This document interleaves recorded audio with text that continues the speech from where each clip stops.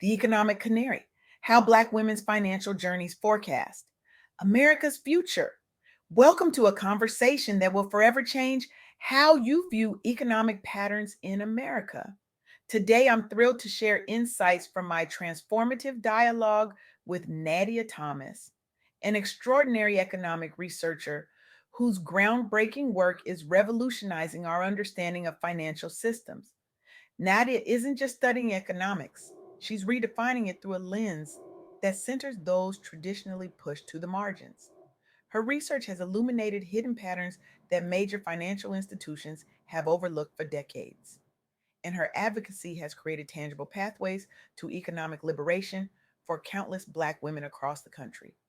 When Nadia and I sat down together, she shared a perspective so profound, so paradigm shifting, that I haven't been able to think about economics the same way since.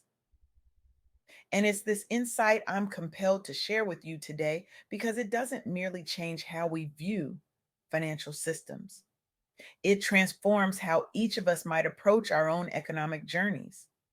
Here's the revelation that stopped me in my tracks. Black women's economic experiences function as an early warning system for the entire American economy. Let that sink in for a moment. The financial challenges, obstacles, and opportunities that Black women encounter aren't just personal struggles or individual triumphs. They're actually predictive signals of what's coming for the broader economy.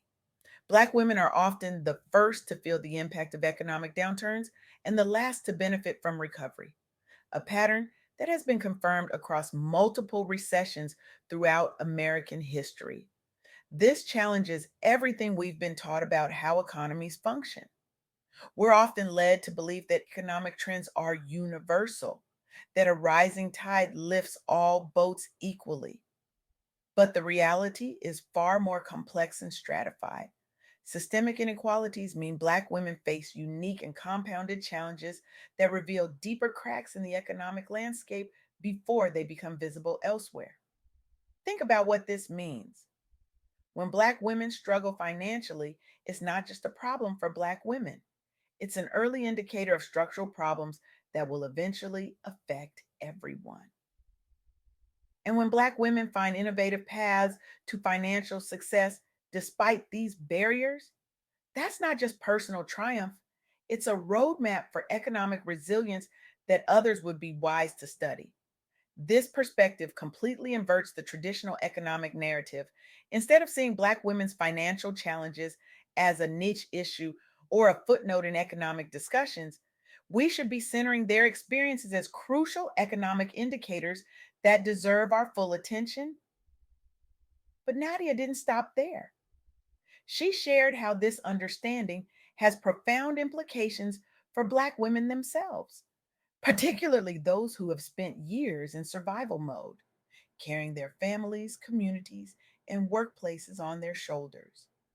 For too long, Black women have been taught that their financial struggles are personal failings rather than systemic issues.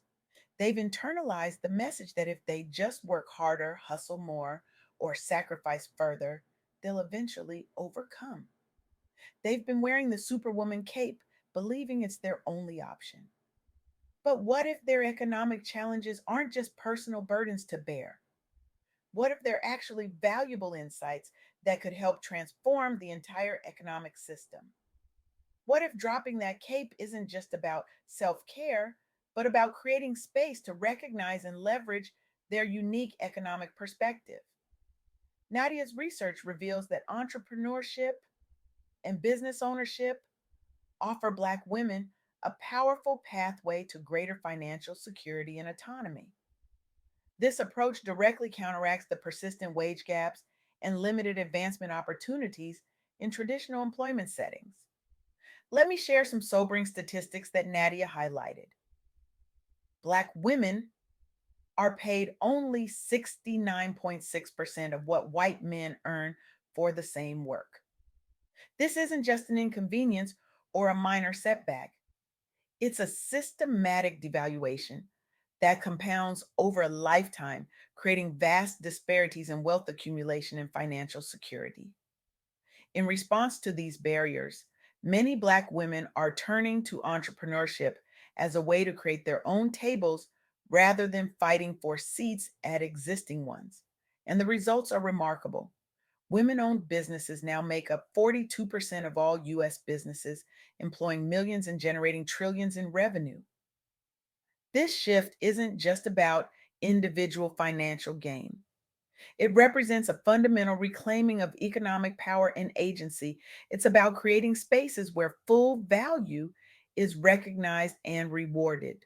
Consider the story of Leslie Frello, founder of the Wine Concierge. Leslie created an e commerce platform featuring wines from boutique vineyards produced by women and minority makers. She faced the uncertainty of leaving a stable 9 to 5 job and the challenge of entering a niche market with limited exposure for underrepresented wine brands. But Leslie refused to let these obstacles define her path.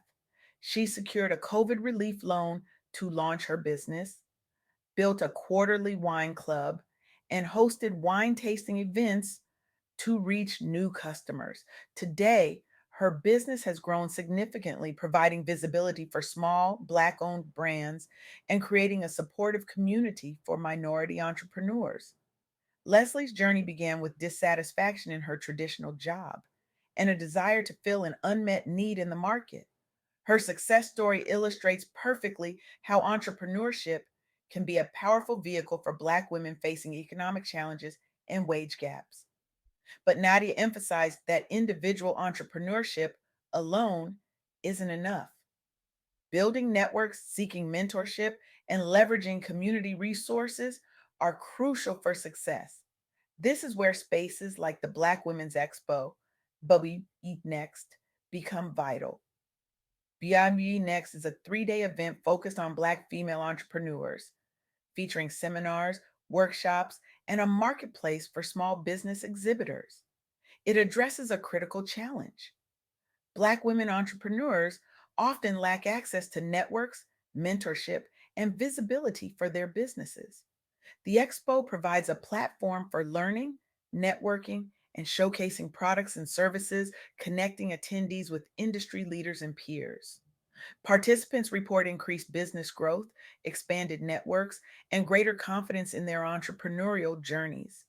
This kind of community building is essential because it strengthens the ecosystem for Black women entrepreneurs, promoting economic empowerment and collective advancement. It transforms individual hustle into collective power. As Nadia and I discussed these insights, we kept returning to a central question: how are Black women learning to be soft in a world that taught them survival? For many high achieving Black women, their relationship with money and work has been shaped by survival necessities. They've been taught to grind, to push through, to sacrifice their well being for financial security. But what if economic empowerment could coexist with softness? What if protecting their peace became part of their financial strategy? This is where Nadia's insights about Black women's economic experiences as bellwethers become personally transformative.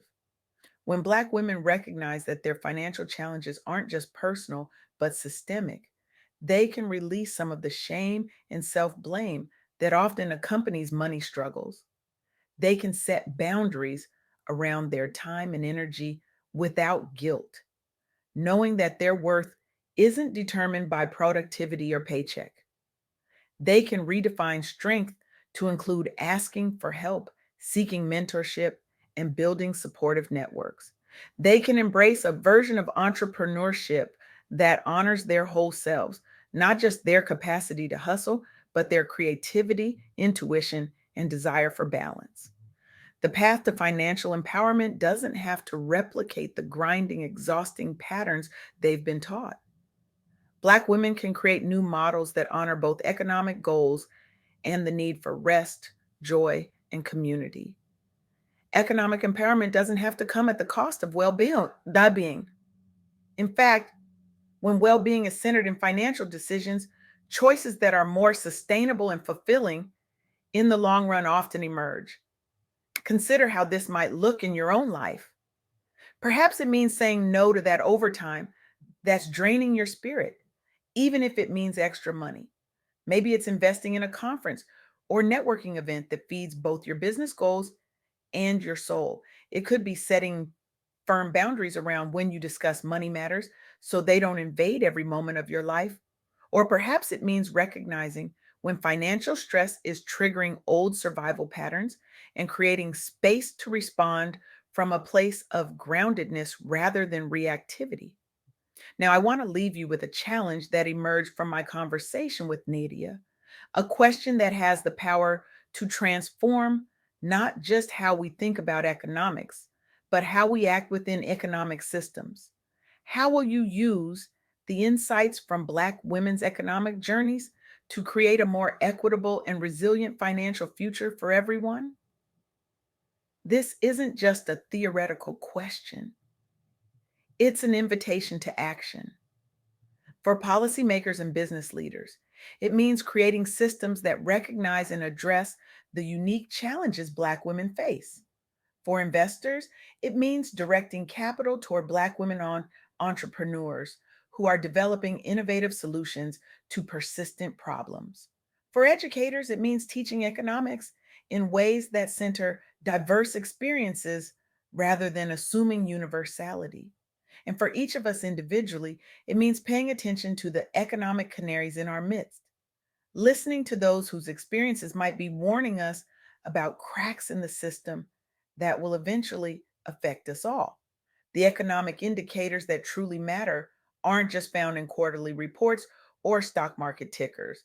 They're found in the lived experiences of those navigating the most challenging economic terrain. By centering these experiences, we don't just create a more accurate economic picture, we create the possibility for a more just and sustainable economic future. The choice is yours. Will you continue to view economics through traditional lenses that have failed to predict or prevent recurring crises?